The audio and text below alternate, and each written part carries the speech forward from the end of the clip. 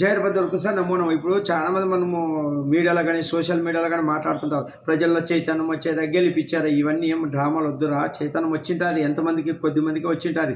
మిగతా అంతా మాయ చేసి గెలిపిస్తారా మా నాయన. ఇప్పుడు జగన్ గెలాలన్నా మా నాయనే కారణము, ఓడిపోవాలన్నా మా నాయనే కారణం. ఎందుకంటే వరాలు పొందింటారు అట్లా. ఇప్పుడు రావణుడు ఉంటాడు, రావణాసురుడు ఉంటాడు. రాముడు విలువ తేవాలంటే రావణాసురుడిని పవర్ఫుల్ ఇవ్వాల్సిందే. వాడు చేసే అరాచకాల వల్ల వాడు నాశనం ఎట్లా చేస్తాడు. రాముడు దుష్ట శిక్షణ చేస్తాడు. మహాభారతంలో కౌరవులు ఉంటారు, పాండవులు ఉంటారు. పాండవులు ధర్మాన్ని పట్టుకొని ఎంత జయం చేస్తారో భగవంతుడు కృష్ణ పరమాత్మను చూపిస్తాడు. ధర్మం పక్క కృష్ణ పరమాత్మ ఎట్టుంటాడు, ధర్మం పక్క ఇప్పుడు వీరభద్రుడు ఉంటాడు. దుష్ట శిక్షణ చేసేది వీరభద్రుడే. ఈరోజు రామాలయం రావాలన్నా ఆర్టికల్ 370 రాని ఈరోజు ఉగ్రవాదుల ముక్కుదాడులు లేకుండా భారత్ ప్రశాంతంగా ఉండేదానికి కారణం మనమే.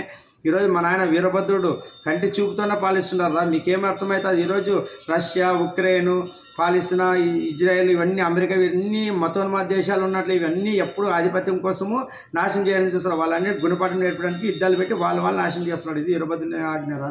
జైర్భద్ర.